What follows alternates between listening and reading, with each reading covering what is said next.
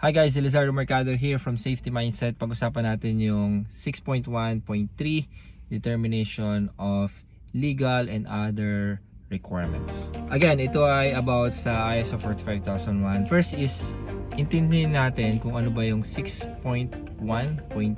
It means that your organization must comply on the safety law, implement them, understand them, and update them. Gawin natin example sa Pilipinas. Ano ba yung mga applicable laws sa occupational health and safety? Diyan yung RA 11058, yung sa DOLE, Fire Building Code, maybe it could be applicable sa scope ng organization nyo. Sa environment, mga chemical, kung meron kayong mga chemical handling, kailangan malaman natin yung mga applicable law.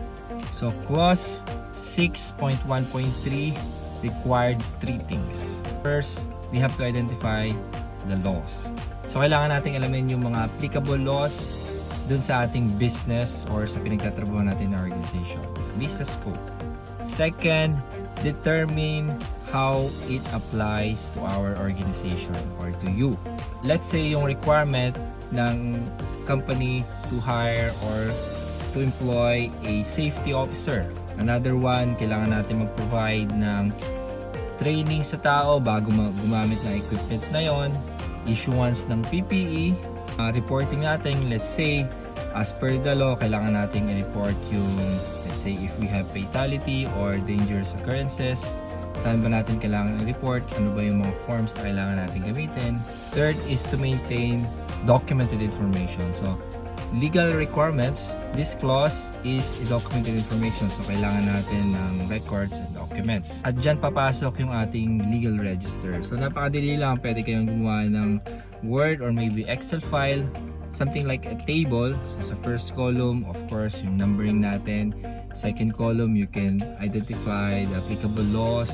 The third is yung specific law. Kung may mga iba't ibang clauses or section, pwede mong ilagay dyan yung mga requirements at paano natin makukomply yung required law at kailan natin i-review. So, gawa ka lang ng table para meron kang legal register. But hindi lang natatapos doon. Kailangan natin siyang integrate dun sa ating mga risk assessment, sa ating mga SOPs or procedure, health and safety plan. Meron kayong mga emergency plans, meron kayong mga audit, management review. Kailangan nating insert yung legal requirement. Let's say, nire-review natin kung meron ba mga bagong updates sa mga batas, kailangan natin isama dyan.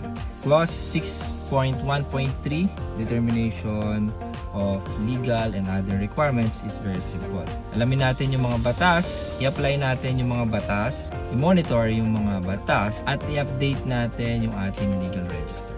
Kapag ginawa mo to, compliant ka sa ISO Clause 6.1.3 determination of legal and other requirements. So, with that said, kung nakatulong tong video na to, i-share mo sa mga kasama natin na HSE na namumroblema dito sa ISO para magkaroon siya ng idea.